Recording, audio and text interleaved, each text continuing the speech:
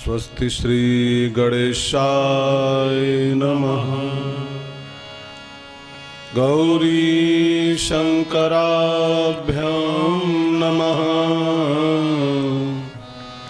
श्री सरस्वत्यै नमः। श्री गुरु चरण कमलेभ्यो नमः। वक्रतुंड महाकाय सूर्यकोटि समप्रभा निर्विघ्नं कुरु मे देव सर्वकार्येषु सर्वदा। मंगलं भगवान् विष्णु मंगलं गरुड़ध्वजः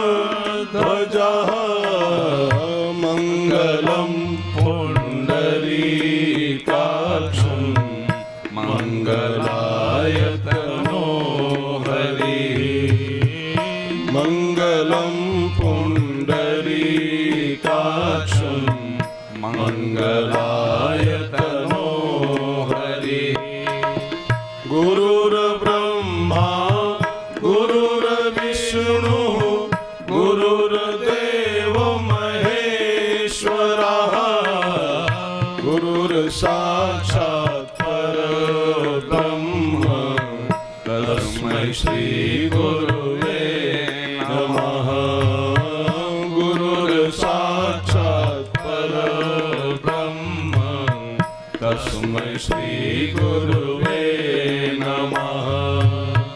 सच्चिदानंद रूपाय विश्वोत्पत्त्यादि हेतवे तापत्रय विनाशाय श्रीकृष्णाय वयं नमः। तापत्रय विनाशाय श्रीकृष्णाय वयं नमः। पथरिया अलाय की इस पावन धरती पर पथरिया अलाय नगर के संयुक्त स्थान में हम लोग फाल्गुन के इस पावन महीने में भागवत महापुराण की रस वर्षिणी कथा का श्रवण कर रहे हैं। कथा में पधारे हुए समस्त भाई बहनों, कथा की व्यवस्था में लगे हुए हमारे आयोजक सुरेश यादव जी और उनके साथ लगी हुई एक पूरी नौजवान मंडली जो एक एक पल का चिंतन कथा के विषय में कर रही है, पूरी कमेटी के प्रति एक बार पूरी व्यासगद्दी की शुभकामनाएं अर्पित करते हुए कथा में पधारे हुए हमारे मंचस्थ विद्वतगण जिनकी देखरेख में वैदिक मंत्रों के द्वारा अनुष्ठान पूर्वक पूजन चल रहा है, पूरे क्षेत्र के पाप ताप का नाश कर रहे हैं जो ब्राह्मण लोग, उन सभी को प्रणाम करते हुए और आस्था टीवी के माध्यम से विश्व के कोने कोने में बैठे हुए लाखों श्रोता जो अपने घरों से कथा का श्रवण कर रहे हैं, करीब 120 देशों के आसपास ये कथा दिखाई जा रही है, सभी के प्रति अपनी पूरी पूरी मंगल कामनाएं अर्पित करते हुए आइए प्रवेश करें हम लोग। तो कल आपने सुना था कि भागवत प्रेम शास्त्र है, ज्ञान ग्रंथ नहीं है, वैराग्य की किताब नहीं है, ये प्रेम की किताब है, प्रेम ग्रंथ है। और भागवत का मैसेज है कि और कुछ न कर पाओ तो चलेगा, प्रेम करना सीखो। इंसान और कुछ ना भी कर पाए ना, खाली प्रेमी बन जाए वो, तो उसका सब काम पूरा हो गया। एक शायर ने कहा है कि मंदिर मस्जिद में जाना तब सफल होता है, मंदिर मस्जिद में जाना तब सफल होता है जब पहले मोहब्बत में जाया जाए। जब तक आपका प्रेम में प्रवेश नहीं है, मोहब्बत में आपकी एंट्री नहीं है, तो मंदिर में जाके भी क्या पाओगे वहां, क्या पाओगे? बिना प्रेम रीझे नहीं तुलसी नंद किशोर। फिर तो खाली जाना आना होगा, वहां पर दौरा मारना होगा, वहां सुनवाई नहीं। सुनवाई तो वहां प्रेम की होती। कृष्ण कृष्ण सब कोई कहे, ठग ठाकुर और चोर, लेकिन बिना प्रेम रीझे नहीं तुलसी नंद किशोर। प्रेम पाता है तब वो पिघलता है। सीता मैया ने प्रेम पूर्वक विनती किया था तब मूर्ति मुस्कुराई थी। साफ साफ लिखा है विनय प्रेम वश भई भवानी।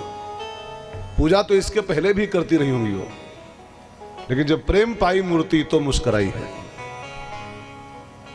तो प्रेम सबसे बड़ी पूजा है। इंग्लिश में एक कहावत है लव इज वर्शिप। प्रेम ही पूजा है। तो भागवत यही कहना चाहती है। गोपियों को देखो आप, भागवत की गोपियां पूजा नहीं करती थी। भागवत की गोपियां चार धाम भी नहीं करती थी। भागवत की गोपियों ने यज्ञ नहीं किया, दान नहीं किया, तपस्या नहीं किया। कहीं पर लिखा दिखाओ। गोपियों ने केवल प्रेम किया भगवान के साथ। यज्ञ दान तप पूजा पाठ नहीं किया, प्रेम किया केवल। और प्रेम के बलबूते ताहि अहीर की छोहरियां छछिया भर छाछ पे नाच नचा। खाली प्रेम के बूते पर। घर बैठे कन्हैया आता था आंगन में उनके, और गोपियां कहती थी ठुमका मारो तो मक्खन खिलाऊंगे, तो कन्हैया नाचता था। तो कहने का भाव भाई बहनों,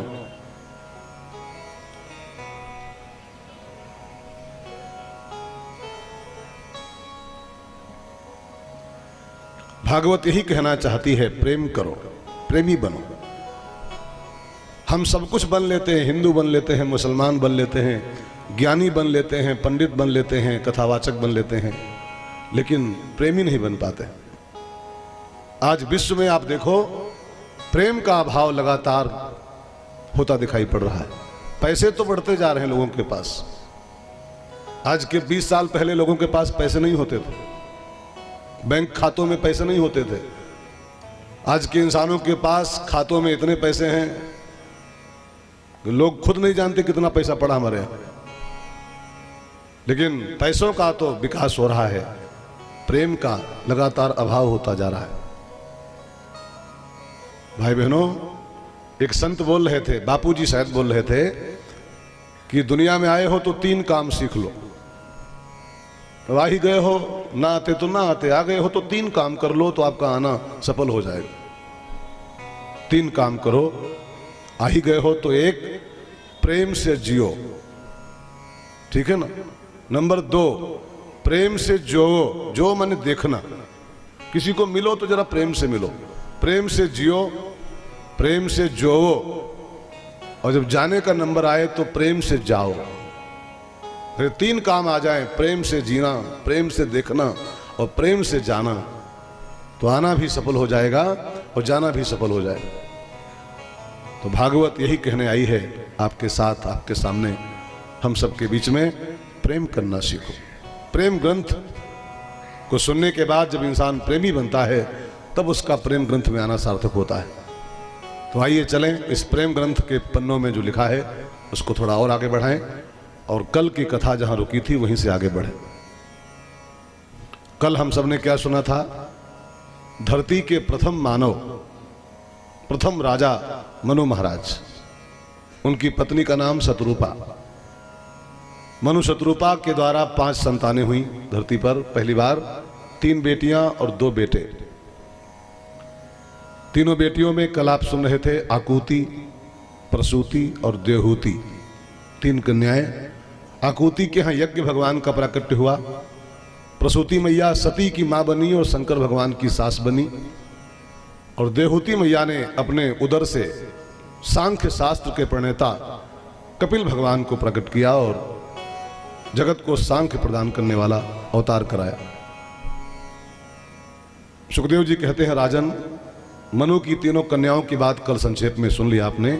आज मनु महाराज के 2 बेटों का इतिहास सुनो। मनु महाराज के पहले बेटे का नाम था उत्तानपाद, बड़ा बेटा। उत्तानपाद के 2 रानियां थी, सुनीति और सुरुचि। उत्तानपाद जी सुनीति को जरा कम प्रेम करते थे, सुनीति को बहुत चाहते थे, छोटी रानी को। तो सुनीति से एक बेटा हुआ, उसका नाम पड़ा ध्रुव, और सुरुचि के बेटा हुआ, उसका नाम था उत्तम। कहानी बहुत लंबी चौड़ी भी है, शॉर्टकट भी है, जैसे कहा जाए वैसे कहा जाए। कथा कहने के दो तरीके होते हैं, व्यास पद्धति और समास पद्धति। समय हो तो व्यास पद्धति का प्रयोग करना चाहिए। घड़ी देख के कथा होती है, समय अगर है कथा को बड़ी करो, और समय नहीं है तो समास पद्धति में आ जाओ, तुरंत सार सार में सुना दो। तो उत्तानपाद के दो रानियां सुनीति सुरुचि, दो बेटे ध्रुव उत्तम। थोड़ा समझ के सुनेंगे तो आपको लगेगा कि उत्तानपाद कोई कुछ और नहीं है, वो हम ही आप हैं। उत्तानपाद केवल कथा का एक नाम है।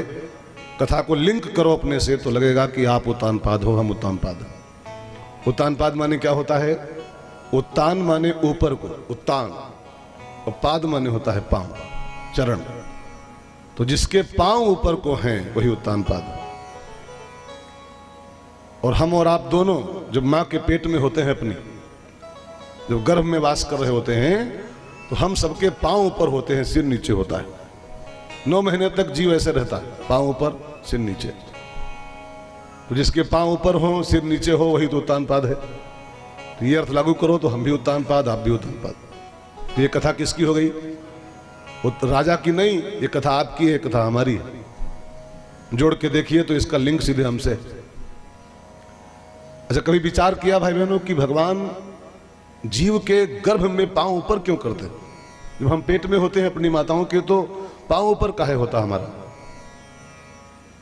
ये भगवान का एक संदेश है, एक आदेश हम सबके लिए है कि तेरे पांव ऊपर को हैं। पांव माने चलने की मशीन, ठीक है ना, चलने का आइटम। तो ऊपर को पांव करने का मतलब क्या है? कि तुझको ऊपर आना है चल करके। तुझको जीवन में यूं नहीं चलना है, तुझको यूं चलना है। अधोगति नहीं पानी है, तुझको ऊर्ध्वगति करनी है। लेकिन यह अभागा जीव भगवान के उस आदेश को नहीं मानता है, और पैदा होते ही यूं जाना चाहिए था, यूं चल पड़ता है। कहां जाने के लिए भेजे गए थे और कहां चल पड़ते हैं। अपने अपने जीवन में झांक के देखो, जीवन कहां जा रहा है। शाम को सोने के पहले माला न कर पाओ चलेगा, राम सुखदास जी का वचन है ये। राम सुखदास जी ने पूछा, जिसे पूछा किसी पत्रकार ने कि स्वामी जी रात को सोने के पहले क्या करना चाहिए? आध्यात्मिक आदेश तो धार्मिक आदेश, सोने के पहले क्या करें? कई माला करें, कितना पूजा करें, कौन सा पाठ करें, फिर सोएं। तो स्वामी जी ने बहुत बढ़िया उत्तर दिया था कि रात को सोने के पहले माला न कर पाओ कोई बात नहीं, रात को सोने के पहले कोई आरती पूजा न कर पाओ कोई बात नहीं, लेकिन रात को सोने के पहले 5 मिनट बैठ करके सोचो अपने बारे में, हम कहाँ जा रहे हैं, हमने दिन भर में आज क्या किया। हम यूं गए कि हम यूं गए दिन भर में आज, हम विभीषण बने कि हम रावण बने, हम राम की ओर गए कि हम पतन की ओर गए। और जो रात को सोने के पहले एक बार चिंतन कर लेता है, उसकी पूरी रात पूजा बन जाती है, उसकी पूरी रात एक समाधि अवस्था में, निद्रा समाधि स्थिति। तो रोज सोचो कि हम भगवान का आदेश मान रहे हैं कि नहीं मान रहे हैं। ऊपर जाना हमको है, हमको ऊर्ध्व गति में प्रस्थान करना है, हम कहीं गड्ढे में तो नहीं जा रहे हैं। एक बड़ा प्यारा भजन है किसी महात्मा का लिखा हुआ, अनमोल जन्म तेरा यूं ही गंवा रहा है, अनमोल जन्म तेरा यूं ही गंवा रहा है, अनमोल जन्म तेरा यूं ही गंवा रहा है, अनमोल जन्म तेरा यूं ही गंवा रहा है। जाना तुझे कहाँ है, जाना तुझे कहाँ है, तो जा कहाँ रहा है, अनमोल जन्म तेरा यूं ही गंवा रहा है, अनमोल जन्म तेरा यूं ही गंवा रहा है।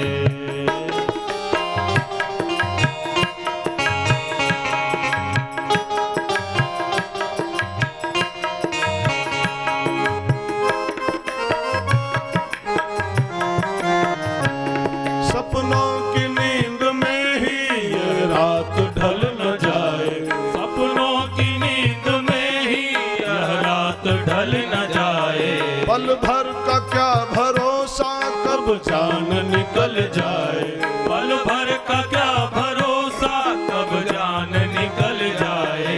गिनती की है ये सांसें यूं ही लुटा रहा है, गिनती की है ये सांसें यूं ही लुटा रहा है। जाना तुझे कहाँ है, जाना तुझे कहाँ है, तू जा कहाँ रहा है, अनमोल जन्म तेरा यूं ही गंवा रहा है, अनमोल जन्म तेरा यूं ही गंवा रहा है। कोई एक बूढ़े महात्मा जी कह रहे थे कि 5-25 के झगड़ा में मोरा हीरा गंवाए गयो कचरा में। 5-25 के लफड़े में पड़ करके हीरे जैसा अनमोल जन्म इस संसार के कचड़े में हम गंवा दे रहे हैं। कहाँ जाना चाहिए था और कहाँ चले जा रहे हैं। और ध्यान देना मित्रों, व्यक्ति का जन्म कहाँ हुआ इसका महत्व नहीं होता है। व्यक्ति पैदा किस कुल में हुआ है, किस गोत्र में हुआ है, इसकी कोई महिमा नहीं प्यारे। महिमा इसकी है व्यक्ति कहाँ जा रहा है। पैदाइश से देखो तो रावण तो बहुत ऊंचे कुल का आदमी था, उत्तम कुल, 20 विश्वा का पंडित, 4 वेद का ज्ञाता ब्राह्मण था रावण। कहाँ गया लेके जीवन को अपने। जन्म कहाँ हुआ है इसका कोई महत्व नहीं है, लिए कहाँ जा रहे हो जीवन को, इसकी महिमा होती है। सबरी का जन्म देखो कहाँ हुआ था, और उसका कुल गोत्र खोजोगे तो इतनी गंदी कौम की सबरी कि परछाई पड़ जाए तो नहाना पड़ता था, इतनी गंदी कौम। लेकिन कहाँ ले गई जीवन को अपने वो, कि स्वयं जगन्नाथ को उसके जूठे बेर खाना पड़ा, स्वयं राम जी को उसके लार में सने बेर खाना पड़ा। संत रविदास जन्म देखो तो मोची के यहां पैदा हुए थे, जूता सिलने वाला आदमी। लेकिन जीवन कहां ले गया अपना वो, कि राजस्थान की छतरानी मीरा को रविदास के पांव धो के पीना पड़ता था। रविदास के पांव धो के पीती थी वो, उसके गुरुदेव थे वो। तो व्यक्ति पैदा कहां हुआ है, धुंधकारी कहां पैदा हुआ था, पंडित आत्मदेव का बेटा था, पंडित जी का पुत्र था वो। कहां गया जीवन को लेके अपने, पैदा कहां हुए हो इसकी कोई महिमा नहीं है। कर क्या रहे हो जिंदगी में अपने, जीवन को लिए कहां जा रहे हो, ये सोच का विषय होता है, विचार का विषय होता है। सो भाई बहनों, उत्तानपाद का अर्थ समझ गए ना, जिसके पांव ऊपर हो अथवा जो ऊपर की यात्रा कर रहा हो, जीवन को यूं लिए जा रहा हो, उसको उत्तानपाद कहते हैं। हम सब उत्तानपाद ही हैं। उस उत्तानपाद के 2 रानियां थीं, सुनीति और सुरुचि। ध्यान देके सुनना, हम सबके 2-2 रानियां हैं। पत्नी माने होता है वृत्ति, प्रवृत्तियां। और ध्यान देना, संसार में 2 ही प्रवृत्तियां होती हैं, बस 2, सुनीति और सुरुचि। सुनीति माने, सुनीति का अर्थ होता है शास्त्रों की बताई हुई सुंदर सुंदर नीतियां, सुनीतियां, ठीक है ना। और सुरुचि माने क्या होता है, मन को जो रुचे, इंद्रियों को जो भाए, मन जो कहे, इंद्रियां जो कहें, उसी रास्ते पर चल पड़ना, ये सुरुचि होता है। अब जोड़ो जरा कथा से, लिखा है उत्तानपाद सुनीति को कम चाहते थे, सुरुचि को बहुत चाहते थे। अपने अपने जीवन में झांक के देखा जाए, सुनीति को चाहने वाले कई % लोग हैं? है, होगा, थोड़ा बहुत प्यार होगा तो होगा, है तो, लेकिन कम है। सुरुचि को बहुत चाहते हैं।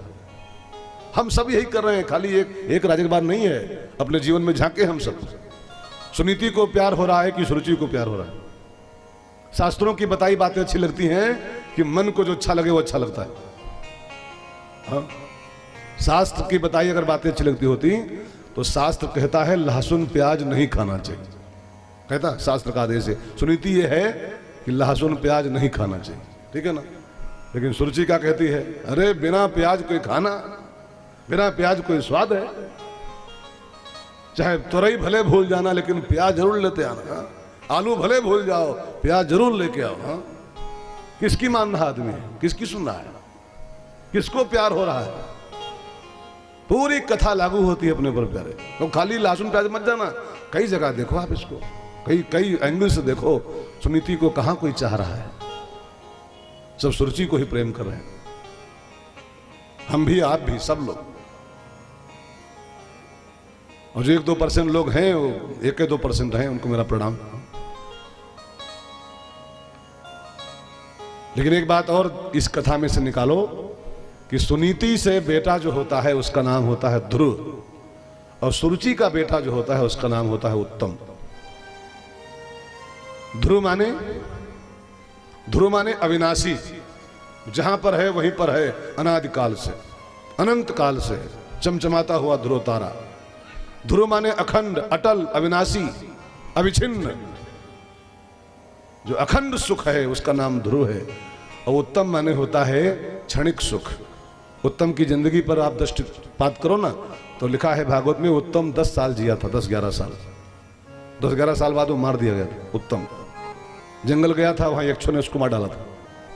तो जो अखंड आनंद है वो ध्रुव है, और जो क्षणिक आनंद है, क्षणिक मजा है, वो उत्तम है। ध्यान देना, ये सब पुत्र माने फल होता है ना, तो सुनीति का फल है अखंड आनंद, और सुरुचि का फल है क्षणिक आनंद। इंद्रियों में कितना मजा होता है, इंद्रियों का सुख कई मिनट का होता है। अब जरा किसी भी इंद्रिय के सुख पर गौर करो, एक बात ध्यान लगाओ अपना, इंद्रिय का सुख कई मिनट का होता है। पेड़े का स्वाद कब तक, कितना भी बढ़िया पेड़ा हो, चाहे 55 रुपया किलो वाला पेड़ा हो, 55 रुपया प्रति किलो, लेकिन पेड़े का स्वाद कई मिनट का होता है, कई सेकंड का होता है। अच्छा, कितना महंगा मीठा हो, जबान पर ना हो, हाथ में हो, तो क्या उसका कोई स्वाद है? और इसके नीचे हो जाए फिर कोई स्वाद उसका है? चाहे 100 रुपया का एक पीस हो, 200 रुपये का, इसके नीचे कोई स्वाद उसका है? इसके बाहर कोई स्वाद उसका है? 1 सेकंड 2 सेकंड जब तक वो यहां रहता है जिब्या पर, तभी तक चाहे जो चटकारा मान लो, बड़ा मजा आ गया, बहुत मजा आ गया, लेकिन मजा वो कई सेकंड का होता है।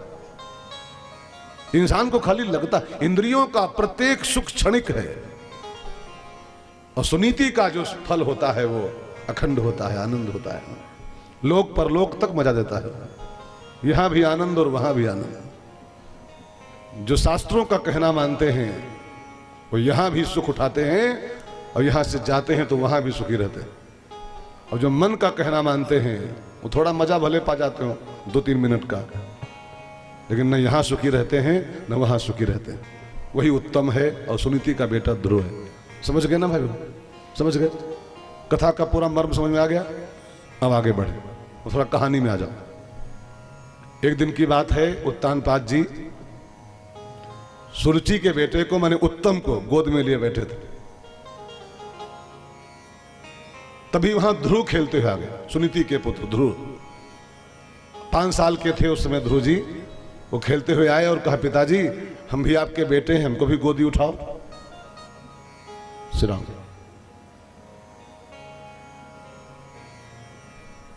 सीताराम राम राम, हरे राम राम राम, सीताराम राम राम, हरे राम राम राम, सीताराम राम राम, हरे राम राम राम, सीता राम राम राम, हरे राम राम राम, सीता राम राम राम, हरे राम राम राम, सीता राम राम राम, हरे राम राम राम, सीता राम राम राम, हरे राम राम राम, सीता राम राम राम, हरे राम राम राम, सीता राम राम राम, हरे राम राम राम, सीता राम राम राम, हरे राम राम राम, सीता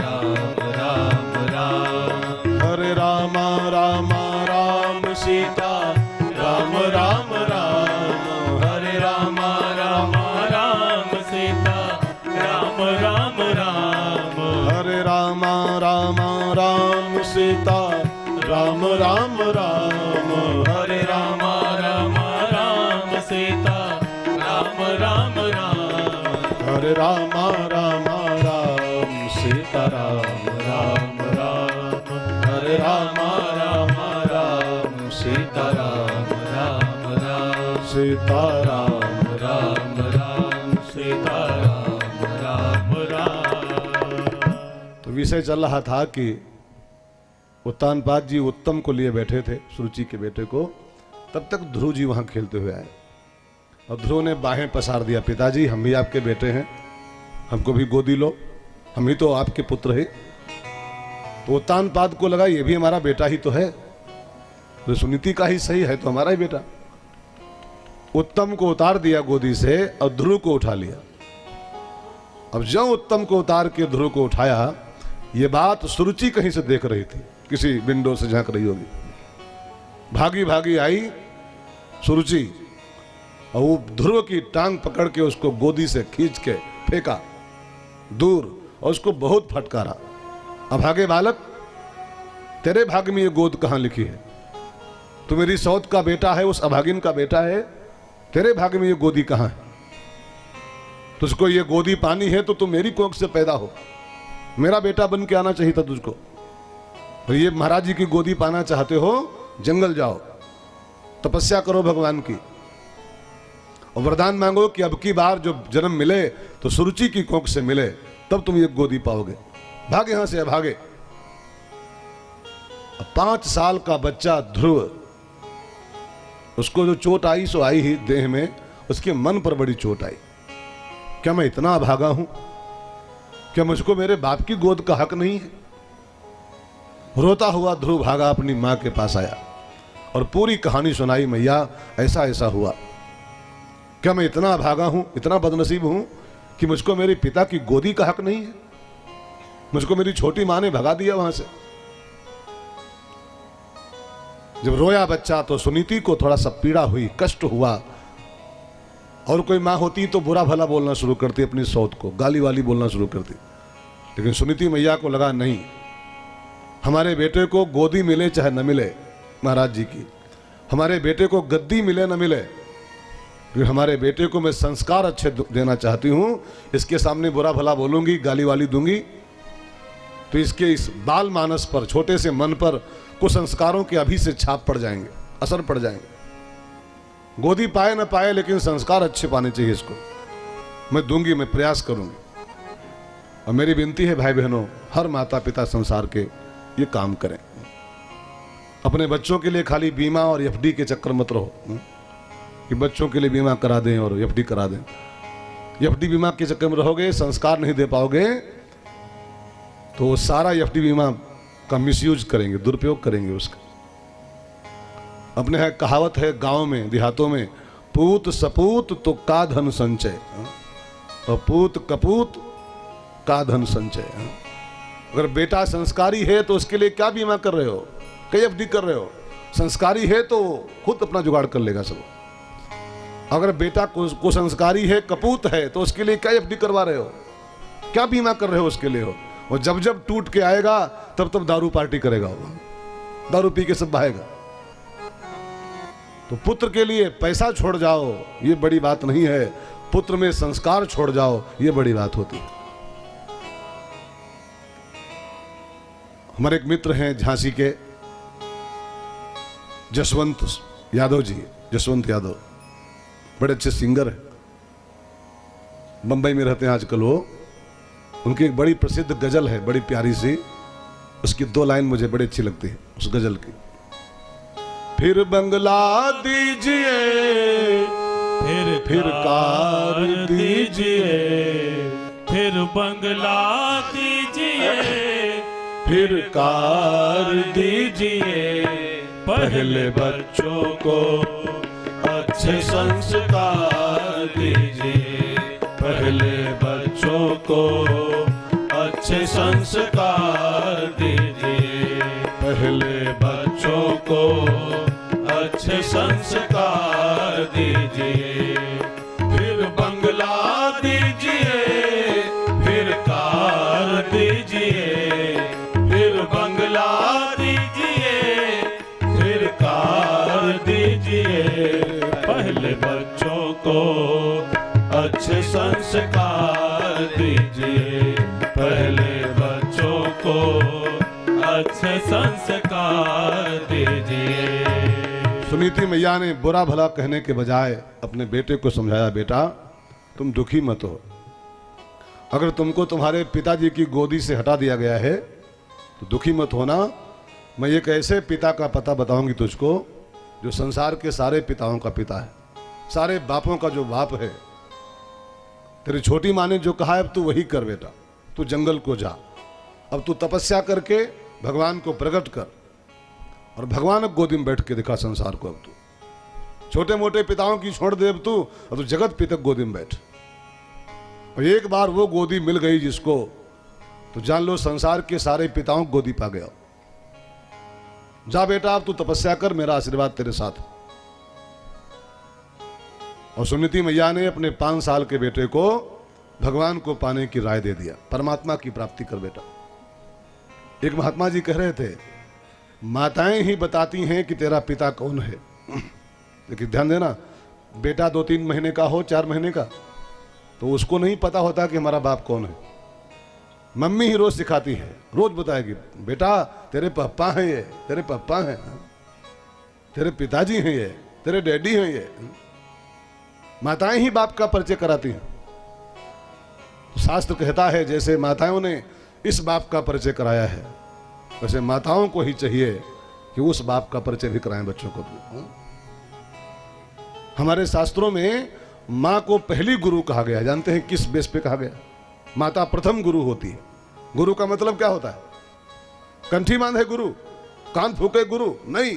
गुरु का मतलब होता है बलिहारी गुरु, आपने गोविंद दियो बताए। जो गोविंद का परिचय करा दे वो गुरु होता है। पहली गुरु माँ किस बेस पे कही गई है? माँ का धर्म होता है गोविंद का परिचय कराए बेटे को अपने। अब जानते हैं एक माँ हुई है मदालसा, हिंदुस्तान में मदालसा। उसकी कहानी मैंने पढ़ी थी, जब उसके बच्चे पालने में थे, छोटे छोटे बच्चे, तो लोरी गाने बैठती थी मदालसा। तो वो और सब नहीं गाती थी, यही गाती थी, शुद्धोसी बुद्धोसी निरंजनोसी। तू शुद्ध है, तू बुद्ध है, तू निरंजन है, तू परमात्मा का बेटा है। ये सब सिखाती थी उसको, अपने बच्चों को। तब उसके बेटे महान बने थे। और आजकल के माँ बाप क्या सिखाते? एक ही सूत्र खरीदे थे, एक ही सूत्र बस। उत्तरकांड में लिखा हुआ रामायण में। गोस्वामी जी कहते हैं माता पिता अब आजकल की एक खाली अभियान चला रहे हैं। बच्चों को एक बात सिखाना चाहते हैं, बेटा जैसे बने, जैसे बने, काला करो चाहे पीला करो, सफेद करो चाहे स्याह करो, बस पेटवा भरो, खाली बस पेट भरो, जैसे बने पेट भरो। रामायण में लिखा हुआ साफ साफ। मात पिता बालकनी बोलावही, मात पिता बालकनी बुलावही। उदरु भरहु सोई जतनु बतावही। उदरु भरहु सोई जतनु बतावही। एक ही पाठ केवल बचा रह गया है, पेट भरो बेटा, बस पेट भरो। सबसे बड़ी उपलब्धि यही है, पेटवा भर लो खाली बस। अरे पेट भरना तो कुत्ता भी सिखा देता अपने बच्चों को यार। पेट भरना तो एक पक्षी भी सिखा देता है। तो हम कुत्ते से बदतर हैं क्या? हम कुत्ते के समान जीवन है क्या हमारा? खाली बच्चों को पेट भरना सिखाया, ये पशुत्व होता है, जानवरपना है, इंसानियत नहीं है। इंसान माता पिताओं को चाहिए। पेट भरना तो भगवान का ठेका है यार। तो जब दांत न थे तब दूध दियो। जब रोटी नहीं खा सकते थे आप, तो भगवान ने आपकी माँ के स्तनों में बढ़िया बढ़िया दूध भर दिया था, और 1 महीना पहले भेजता था को। मैंने सुना है संतों से कि बालक का जन्म तो 9 महीने के बाद होता है, लेकिन माँ के स्तनों में दूध 8वें महीने में आ जाता है। मैंने 1 महीने पहले भोजन का जुगाड़ भगवान कर देता है कि हमारा बेटा पैदा होने जा रहा है, रोटी नहीं खा पाएगा अभी, 1 महीना पहले व्यवस्था कर देता है। और फिर भी हम खाली पेट भरने की चिंता में जिए कि पेट कैसे भरेगा। और फिर कहें हम इंसान हैं? नो नो, जानवर। आहार निद्रा भय मैथुनम च सामान्य में तत् पशुभिर नराणाम। भोजन का जुगाड़ तो पशुत्व है, मैथुन तो खाली पशुत्व है। घर का जुगाड़ कर लिया पशुत्व है केवल। ये तो सब कर लेते हैं, कुत्ता बिल्ली भी कर लेते हैं काम। यही किया तो फिर मनुष्य कैसे? धर्मो हि तेषाम अधिको विशेषो धर्मेण हीनः पशु भी समाना। शास्त्र कहता है जो धर्महीन है, जो भजनहीन है, मानव का जीवन पा करके वो खाली कहने को मानव है, बस मनुष्य के चोले में है, जानवर है वो। सो भाई बहनों, सुनीति मैया ने सिखाया अपने बेटे को, जाओ बेटा जंगल जाओ, तपस्या करो, भगवान की गोदी में बैठो। अब तो 5 साल का नन्हा सा बालक ध्रुव भगवान को पाने के लिए घर के बाहर कदम निकाल दिया। और लिखा है भागवत में कि ध्रुव ने घर के बाहर कदम निकाला ना, तो देहरी के बाहर पांव धरने के पहले उसने संकल्प किया, एक अखंड संकल्प किया कि देहम व पातयामी कार्यम व सिद्धयामी। या तो भगवान की गोदी में बैठ के आऊंगा और नहीं तो वहीं अपनी जान दे दूंगा, जंगल में वहीं जीवन पूरा कर दूंगा। 2 में से एक काम होके आना है। अखंड संकल्प करके ध्रुव बाहर निकला। ध्यान देना मित्रों, भगवान को पाने के लिए ये बहुत बड़ी शर्त है। भगवान को जो पाना ही चाहते हैं उनको भगवान को पाने का दृढ़ संकल्प पहले करना पड़ता है। अब देखो, किसी पूजा के पहले कोई भी अनुष्ठान करो, उसके पहले पंडित जी लोग क्या कराते हैं? पहला काम यही होता है, पूजा के शुरू में ही पहला काम संकल्प करो, संकल्प करो। संकल्प पाने खाली पानी और अच्छत नहीं कि पानी ले अच्छत ले रुपया धरो 10 ठो। संकल्प माने होता है दृढ़ संकल्प, मैं ये करने जा रहा हूं, मैं इसको करके ही मानूंगा। संकल्प माने ये होता है प्रतिज्ञा।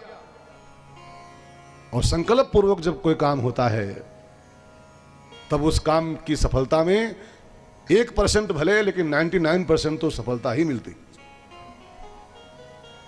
मैं भी एक किताब पढ़ रहा था किसी विद्वान की लिखी हुई कि संसार में जो लोग असफल होते हैं किसी भी काम में, फेल होते हैं किसी भी फील्ड में, तो उस फेल होने का 90% कारण एक होता है, 90% कारण एक केवल होता है।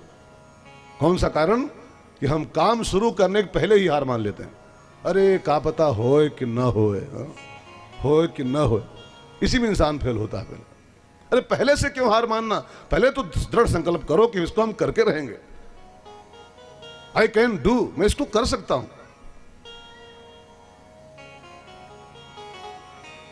खास करके भगवान की प्राप्ति में संकल्प की बड़ी महिमा है प्यार। एक कथावाचक हैं भागवताचार्य जी, रमेश भाई ओझा जी, बड़े अच्छे भागवत के विद्वान हैं। मैं उनको सुनता हूं अक्सर, कभी कभी मौका पा करके, तो उनके बड़े प्यारे एक शब्द मुझे याद आ रहे हैं, मैं आपको सुनाऊं। वो कहते हैं कि भगवान की प्राप्ति में 2 चीजें बड़ी बाधक, 2 चीजें डिस्टर्ब करती इंसान को हैं। 1 सुविधा और 2 दुविधा। सुविधा में जो फंस गया वो भगवान को नहीं पा सकता है, और जो दुविधा में फंस गया, दुविधा में दोनों गए, माया मिली और न राम। पहले हमारा संकल्प फिक्स होना चाहिए कि हम पाके रहेंगे। कैसे नहीं पाएंगे? पार्वती मैया क्यों पा गई थी? मीराबाई क्यों पा गई? ये सब संकल्प दृढ़ किए थे, मैं पाऊंगा। कैसे नहीं पाऊंगा मैं? एक बड़ी प्यारी शेर है साहब। एक शायर कहता है ना, कौन कहता है कि आसमां में छेद नहीं हो सकता? कौन कहता है कि आसमां में छेद नहीं हो सकता? एक पत्थर जरा तबीयत से उछालो यारो, पूरे संकल्प के साथ एक पत्थर फेंक के देखो, आसमान को छेद के आता है। हमारा संकल्प हमको नीचे कर देता है प्यार। ढुलमुल संकल्प, ढुलमुल। ध्रुव से सीखें इस कथा से। ध्रुव ने देहरी के बाहर पांव निकालने के पहले संकल्प किया, देह का त्याग कर दूंगा और नहीं तो भगवान गोदी में बैठूंगा। 2 में से एक काम हुआ। पार्वती मैया का संकल्प था, जन्म कोटि लग, करोड़ जन्मों तक प्रयास करना पड़ेगा तो करूंगी। जन्म कोटि लग रगरी हमारी, जन्म कोटि लग रगरे हमारे, बरऊ शंभो नत रहो कुआरी, बरहो शंभो नत रहो कुआरी, बरहो शंभो नत रहो कुआरी। ध्रुव भैया घर से निकले, नगर बस्ती को क्रॉस करके जंगलों की सीमा में जब आए, वन प्रदेश में प्रवेश किया, तो सामने से नारद जी महाराज का पदार्पण हुआ। नारद जी को आश्चर्य हुआ, 5 साल का बच्चा, नन्हा सा बालक, इसकी खेलने खाने की भी अवस्था है, गुड़िया गुड्डा की इसकी अवस्था भी है, और ये इस घनघोर जंगल में जा रहा है, क्या करने जा रहा है? तो नारद जी ने उसको रोका, बेटा तुम कौन हो? कितने बियाबान जंगल में 5 साल की अवस्था तुम्हारी है, कहां जा रहे हो? तो ध्रुव ने अपनी पूरी बात बताई कि गुरुजी मैं भगवान की गोदी पाना चाहता हूं और मैं संकल्प करके घर से बाहर निकला हूं, भगवान गोदी में बैठना हमको। तो नारद जी को हुआ कि ये बच्चा है तो संकल्पित, इसका संकल्प बड़ा दृढ़ लग रहा है, बातों से लग रहा है, भगवान को पाने की इसकी बड़ी उत्कट इच्छा है, लेकिन बिना गुरु के जा रहा है। बिना गुरु के भगवान कहाँ मिलते हैं किसी को? संकल्प कितना भी बढ़िया हो लेकिन बिना गुरु कैसे मिलेगा? जैसे कोई बच्चा अपने घर में चाहे कितना मेहनत से पढ़ता हो, चाहे 20 घंटा पर डे पढ़ता हो, लेकिन किसी स्कूल में दाखिला उसका ना हो, कहीं नाम ना लिखा हो, तो क्या एग्जाम दे पाएगा वो? कोई डिग्री पा सकता है? लाखों भले 20 घंटे पर डे पढ़ता हो, डिग्री उसको तभी मिलेगी जब कहीं दाखिल होगा, हो कहीं नाम लिखा जाएगा, किसी बोर्ड में शामिल होगा। ऐसे ही प्यारे भजन में सफलता मिलती उसी को है जो कहीं पहले दाखिला लिया है। बिना दाखिला के कैसे मिलेगा उसको सर्टिफिकेट? लाख लाख माला करते हो, बिना गुरु के कुछ स्वीकार नहीं होता। भजन में सफलता पाने का पहला सूत्र है कि बिन गुरु भवनिधि तरय न कोई, चाहे बिरंच शंकर, चाहे ब्रह्मा और शंकर ही क्यों न हो, बिना गुरु के भी डूबते ही हैं, पार नहीं होते। सो भाई बहनों, नारद जी को लगा जा तो रहा है और इसका संकल्प भी पक्का है, लेकिन ये पाएगा नहीं, बिना गुरु के जा रहा है। तो ऐसा करता हूं, मैं ही इसका गुरु बन जाता हूं। एक संत बोल रहे थे कि सफलता पाने के लिए गति तो चाहिए, ध्यान देना प्यारे, लेकिन गति जब तक सही दिशा में नहीं करोगे, जैसे मान लो आपको यहां से जाना हो कानपुर, खूब चलो खूब चलो खूब चलो, लेकिन चलो इधर को, कानपुर इधर पड़ता है, और चलो इधर को, तो चाहे दिन भर चलो, रात भर चलो, महीना भर चलो, साल भर चलो, दिल्ली आ जाएगी, फिर पाकिस्तान आ जाएगा, लेकिन कानपुर कभी नहीं आएगा, क्योंकि कानपुर के रास्ते में आप जा नहीं रहे थे, गलत राह पे चल पड़े थे। चल तो रहे थे खूब, लेकिन रास्ता सही नहीं था, दिशा सही नहीं थी, जाने कहां पहुंच जाओगे। ऐसे ही प्यारे साधना में भी गति तो करनी पड़ती है, साधना तो करनी ही पड़ती है, लेकिन साधना की सही दिशा भी होनी चाहिए। वो दिशा कौन बताए? बस यही काम गुरु का होता है। गुरु का एक ही काम होता है, सही दिशा दे देना बस, फिर आप चल पड़ो तो मंजिल मिल जाएगी आपको। तो नारद जी को लगा मैं इसका गुरु बन जाता हूं, बिना गुरु के कैसे भगवान को पाएगा। और नारद जी ने ध्रुव को दीक्षा दे दिया। दीक्षा में उसको मंत्र कौन सा दिया? 12 अक्षर मंत्र, ओम नमो भगवते वासुदेवाय। ये मंत्र उसको दीक्षा में मिला। मंत्र तो सब लिखे हैं किताबों में बहुत मात्रा में, ये मंत्र कोई गुप्त मंत्र नहीं है, सबको जबानी याद है, किताबों में सब लिखे हुए हैं, सारे मंत्र लिखे हुए हैं, लेकिन ऐसे किताब से पढ़े मंत्र कल्याण नहीं करते। शास्त्रों में साफ साफ लिखा है, वही मंत्र जब किसी गुरु से प्राप्त होता है, आपको पहले से भले याद हो, लेकिन जब गुरु से मंत्र प्राप्त होता है तो उसमें दिव्यता आती है, उसमें गुरुता आती है, उसकी महिमा बढ़ती है, उसका पावर बढ़ता है, तब वो काम करना शुरू करता है। तो नारद जी ने मंत्र दे दिया, ओम नमो भगवते वासुदेवाय। नारद जी से मंत्र लेके और ध्रुव भैया आगे बढ़े तो नारद जी ने कहा कहां जाओगे? जहां बताओ वहां जाएं। वृंदावन जाओ, वृंदावन में बैठो जमुना किनारे, वो भगवान की रानी है, 8 में से एक रानी है वो जमुना, और जब उसके साइड में बैठोगे तट पर तो भगवान से तुम्हारी सिफारिश कर देगी कि ठाकुर जी बहुत दिन से बैठा है बेचारा, जल्दी मिलो। पत्नी है, उसके आगे रोओगे तो जल्दी वो तुम्हारा जेक लगाएगी, पावर लगाएगी, जो काम सालों में होता है वो महीनों में हो जाएगा। अब तो नारद जी से आदेश लेकर के, दीक्षा लेकर के ध्रुव भैया वृंदावन की ओर चल दिए। एक बात मैं कहूं ना प्यारे, मंत्र बीज होता है, एक संत बोल रहे थे, मंत्र बीज है और बीज तभी जमता है किसी भी खेत में जब बीज के साथ 3 बातें हों। तो ध्यान देकर सुनना, अगर बीज में 3 बातें नहीं है तो आपका बीज कितना बढ़िया खेत हो और कितना बढ़िया जुताई बुआई की हो, अगर बीज में 3 बातें नहीं है तो जमेगा नहीं। नंबर 1, बीज भुना हुआ नहीं होना चाहिए, ठीक है ना। अगर भुना बीज है, कितना बढ़िया खेत हो, कितना बढ़िया खाद पड़ी हो, भुना हुआ बीज बो तो कुछ जमेगा नहीं, जमेगा, ठीक है ना। नंबर 2, बीज घुना हुआ न हो, घुना भी ना हो, घुना बिया बोओगे तो कैसे जमेगा। और नंबर 3, बीज कच्चा ना हो, पूर्ण पका हो। कच्चा बीज बो दोगे नहीं जमेगा, ठीक है ना। तो मंत्र बीज है और गुरुओं को चाहिए, सब गुरुओं को चाहिए कि दीक्षा देने का अधिकार उन्हीं को है जिनका बीज कच्चा ना हो, जिनका बीज घुना ना हो और जिनका बीज भुना ना हो। वो जब बोएंगे तब फसल लहलाएगी। कच्चा माने सिद्ध मंत्र हो उनका, कच्चा ना हो, पका हुआ मंत्र हो। कुछ कुछ नियम है कि इतने माला गुरु पहले खुद करे मंत्र के, तब दीक्षा दे किसी को। ना आजकल क्या हो रहा है कि दीक्षा दे रहे हैं, कंठी दे रहे हैं और पूछो गुरु जी तुम कै माला करते हो इसके, तो गुरु जी 1 माला नहीं करते। कंठी खाली बांट रहे हैं, उनसे पूछो कै माला करते हो तो खाली दाम छाप रहे हैं, माला 1 नहीं करते। कैसे जमेगा वो कच्चा बीज है। वो सारे खेत खराब हो जाएंगे जो जहां जहां वो बीज बोदेंगे। पहले गुरु उस मंत्र को खुद सिद्ध करे जप करके। इतने कुछ पुरस्चरण होते हैं, उतना कुछ करना पड़ता। मेरा जो कहने का भाव समझ रहे हैं आप, है बीज कच्चा नहीं होना चाहिए, पक्का होना चाहिए, फिर बोते ही जमता है। रामकृष्ण का पक्का बीज था, विवेकानंद के अंदर डाल दिया, वो पूरे विश्व में लहला पड़ा, लेकिन पक्का बीज था तब।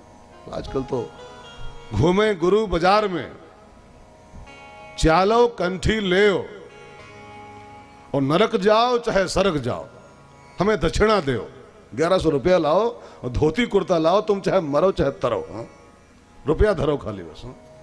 कहां जमेगा, कैसे जो खाली लिफाफक चक्कर में और धोती कुर्ता चक्कर में दीक्षा दे रहे हैं, कैसे जमा पाएंगे फसल। भाई बहनों,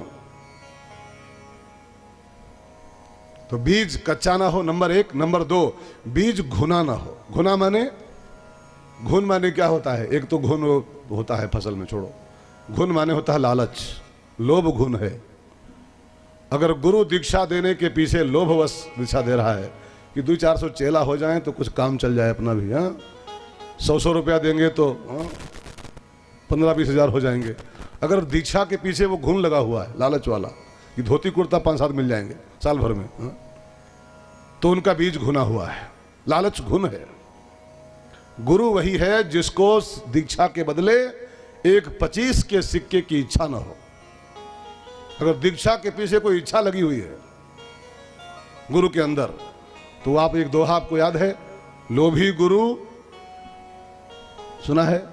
लोभी गुरु और लालची चेला, तो अंजाम क्या होता है? होए नरक मा ठेलिम ठेला।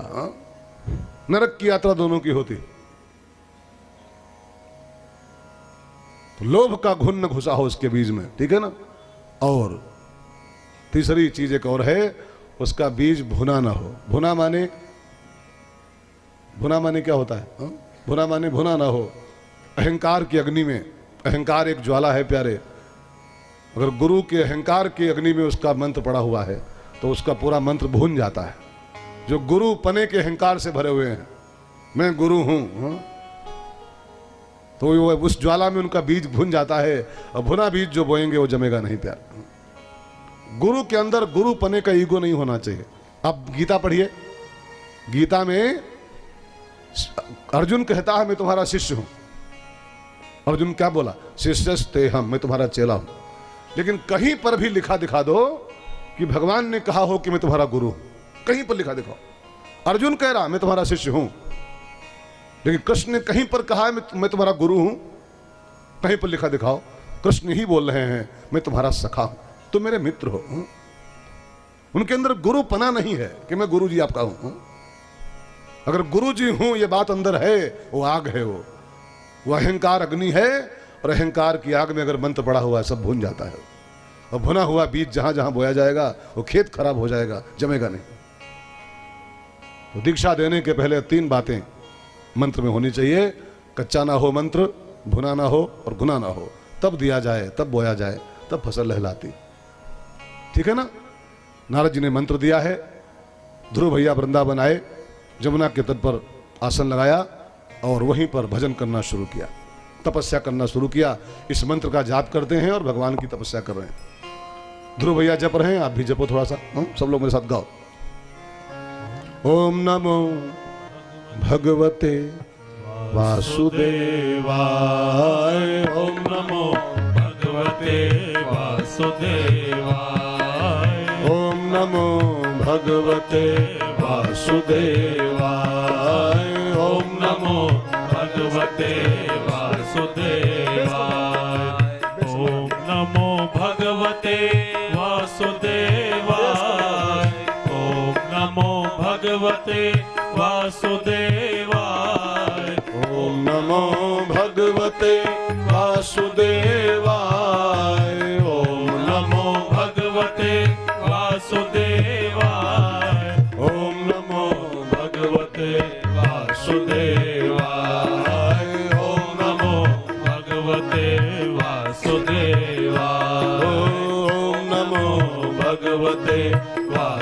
वासुदेवाय, ओम नमो भगवते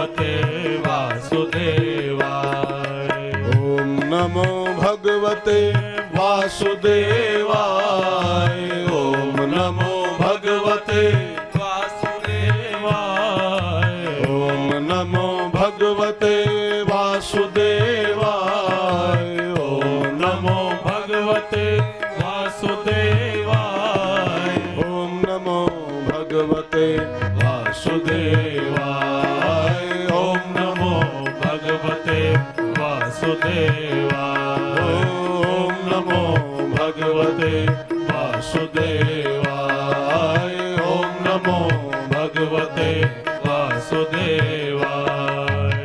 ध्रुव भैया तपस्या में लगे हैं। 5 महीना बीते। तपस्या का अर्थ क्या करेंगे हम लोग? तपस्या माने जैसी मान्यताएं हैं, एक अमूमन मान्यताएं कि एक पांव पे खड़े हो जाओ और टांगे ऊपर कर लो और पेड़ में झूल जाओ और ये करो, इसका नाम तपस्या नहीं होता है।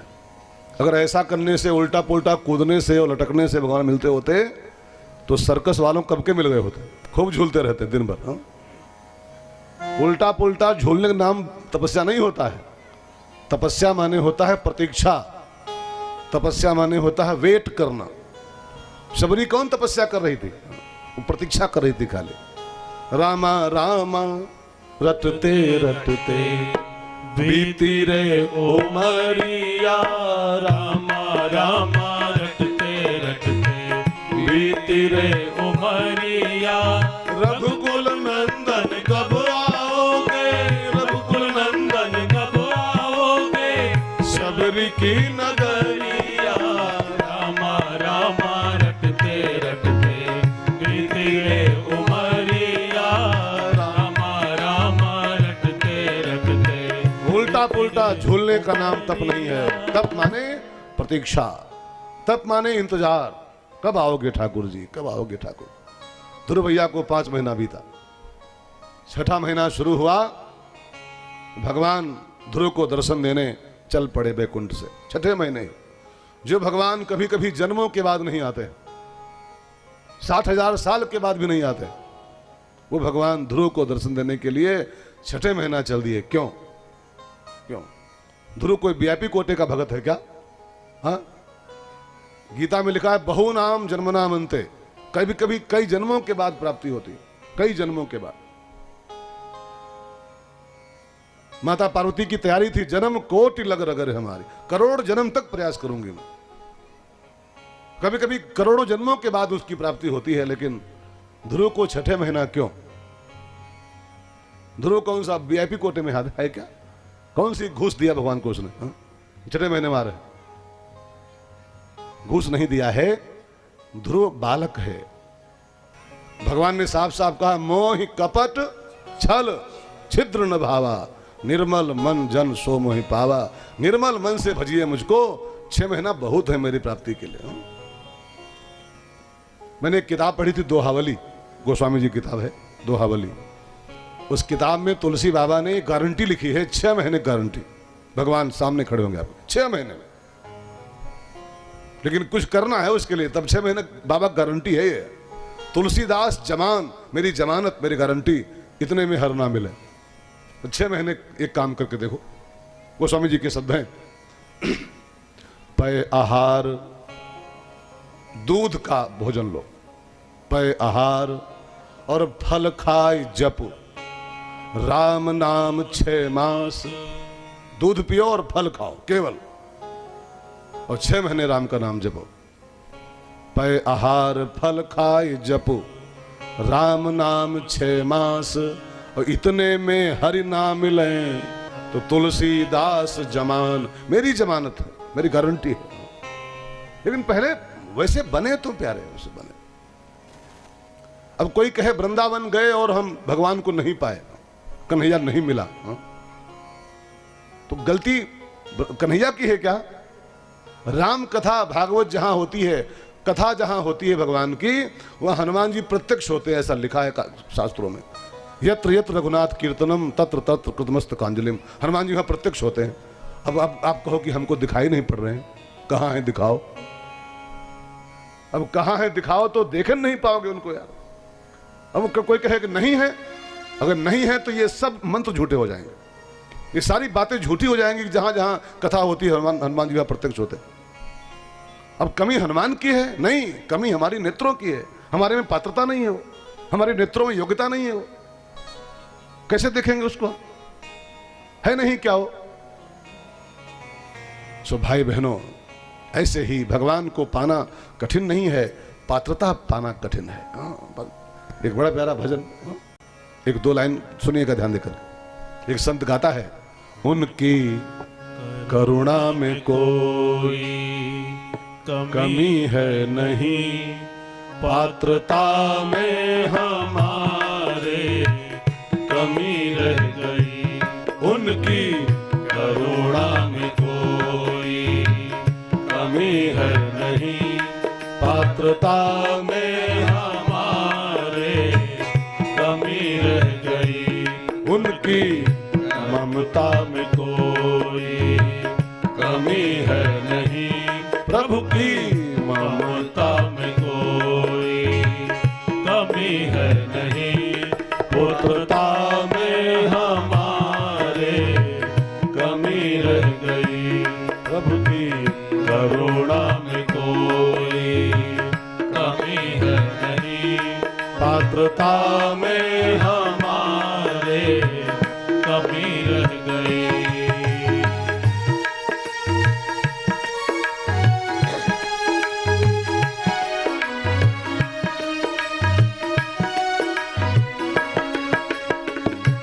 प्रति दिवस आके मिलते हैं हमको प्रभु, फिर भी उनको न हमने निहारा कभी।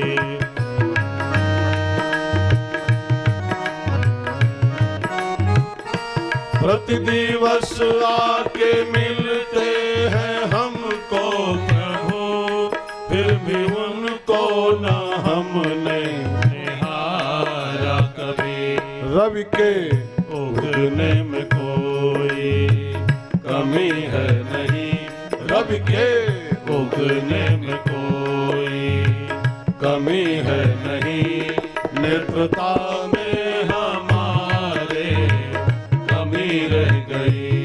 उनकी करुणा में कोई कमी है नहीं, पात्रता में हमारे कमी रह गई। योग्यता में हमारे कमी रह गई, पुत्रता में हमारे कमी नहीं रह गई। अब उल्लू आंखें मूंदे बैठा रहे और सूर्य को देखे ना और फिर कहे सूर्य उदय ही नहीं होता है, तो गलती सूर्य की है कि उल्लू की है? गलती किसकी है?